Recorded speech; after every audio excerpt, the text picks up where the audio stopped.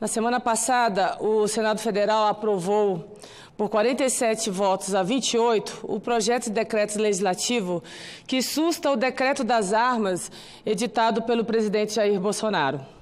Exatamente por isso, venho hoje à tribuna do Senado Federal em respeito à população do Distrito Federal, a quem sempre devo explicações, e explanar sobre os motivos pelos quais fui um dos 47 votos contrários ao decreto das armas.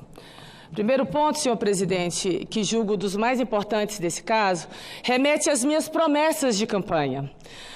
Quando sobre o assunto sempre deixei muito claro o meu posicionamento contrário às armas e, sobretudo, à ampliação do porte.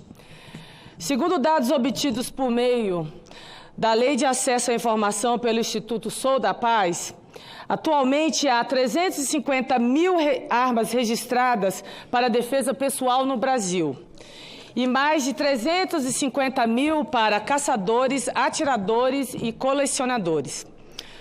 O decreto do governo federal inclui, dentre as pessoas autorizadas a comprar armas, vou citar lá alguns: políticos, agentes penitenciários e de trânsito, advogados, jornalistas que trabalhem na cobertura policial, caminhoneiros e residentes em áreas rurais, o que indica que o número de pessoas aptas a comprar uma arma ultrapassaria mais de 20 milhões de pessoas. Senhor presidente, como mulher e mãe, tenho a convicção de que um mundo com mais armas e mais pessoas armadas representa um ambiente com mais balas, mais tiros e, inevitavelmente, mais mortes. Ou seja, pessoalmente sou e sempre fui contra armar as pessoas, mesmo cidadãos de bem. Até porque isso me leva ao segundo ponto que sustenta meu voto contrário ao decreto presidencial. Não posso aceitar a aparente transferência de responsabilidade pela segurança pública e pelo combate à violência que é do Estado para o cidadão comum, como parece ser o caso. Ora, senhoras senadoras e senhores senadores, ninguém seria louco aqui de negar a situação crônica que vive a violência pública, que vive a violência no nosso país. O problema é vender a ilusão de que a solução da questão, que, repito, é responsabilidade do Estado, passa por armar as pessoas. Na realidade, há evidências que demonstram o contrário. Muitas armas legais acabam nas mãos dos bandidos.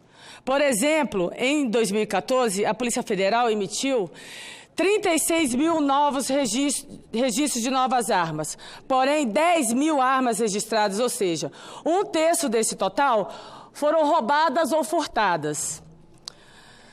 Além disso, há números que demonstram que nos casos em que pessoas de bem armadas reagiram a assaltos e elas ampliaram as chances de se tornarem vítimas de tiros, por vezes dadas pela sua própria arma. Certamente por isso, o ex-secretário de Segurança Pública aqui do Distrito Federal, o Arthur Trindade, nós dividimos o trabalho no mesmo governo, o governo anterior, ele tem argumentado sobre o decreto. E eu achei muito interessante a ponderação dele. O número de armas extraviadas deve aumentar.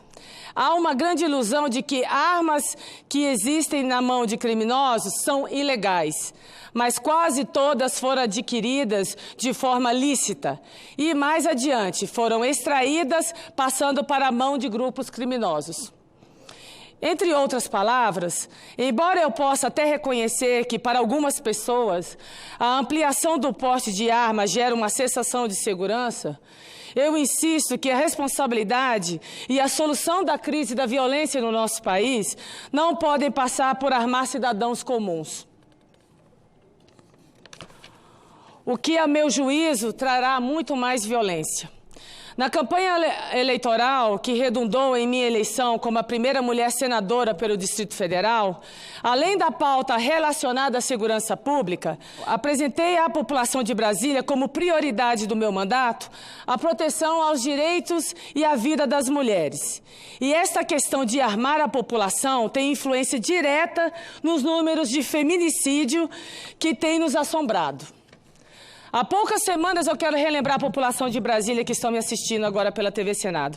Um policial civil casado, pai de família, adentrou nas instalações da Secretaria de Educação aqui do Distrito Federal e assassinou a sangue frio a sua namorada e suicidando-se em seguida. Isso tem umas 3 semanas. Há 2 agora, um outro caso que também chocou o país e aqui em Brasília, o sargento aposentado da Aeronáutica, teoricamente preparado, tecnicamente e emocionalmente preparado, um sargento aposentado da Aeronáutica, apenas desconfiado que sua esposa teria um caso amoroso com um vizinho, que insistentemente relatou que tinha um relacionamento homoafetivo, tirou a vida de sua companheira e do vizinho na frente do então namorado, movido apenas pela desconfiança. Considerando todos esses casos, que são milhares espalhados pelo país, a pergunta que não quer calar: qual a liberação das armas nas residências? Vossas Excelências que estão presentes e a todos que nos assistem aqui, imaginam que aumentaria ou diminuiria os índices de violência contra as mulheres que redundariam em feminicídio? Eu pergunto a vocês, o que vocês acham numa casa, num ambiente tenso, no que redundaria essas questões do feminicídio nos mais diversos lares que a gente vem presenciando ultimamente no nosso país? O terceiro ponto, que também justifica meu voto contrário ao decreto de armas, refere-se à inadequação jurídica e política da iniciativa. Tanto pela exorbitância legislativa do tema ao ser tratado através de um decreto presidencial, quanto que a forma adequada de uma proposição seria tramitar pelo Congresso Nacional. E isso tudo foi desconsiderado, demonstrando para o Parlamento brasileiro que é importante, né, esse diálogo. E isso está sendo negado, esse debate aqui dentro. Porque esse assunto ele é muito importante para o nosso país. Então, nos foi negado aqui dentro do Parlamento esse debate. Vale lembrar que uma pesquisa do IBOP realizada em março, após o primeiro decreto do presidente, o Jair Bolsonaro, que flexibilizou a posse de arma, dizia que 73% dos entrevistados eram contrários à flexibilização do porte para cidadãos comuns e 26% eram favoráveis. Em relação à posse de armas, 61% eram contrários a mais facilidade para possuir arma em casa e 37% eram favoráveis. Assuntos dessa relevância, senhor presidente, e polêmica, obrigatoriamente devem ser debatidos de forma aprofundada nas 2 casas. E esse decreto, esse tema, ele não foi debatido. Senhor presidente, senhoras senadoras, senhores senadores, reconheço que há alguns problemas em relação à posse de armas no nosso país, especialmente no caso dos produtores rurais e demais pessoas que vivem em locais ermos e que têm encontrado grande dificuldade por parte da Polícia Federal na autorização da posse. Porém, entendo que esse problema pode ser solucionado sem a necessidade desse decreto.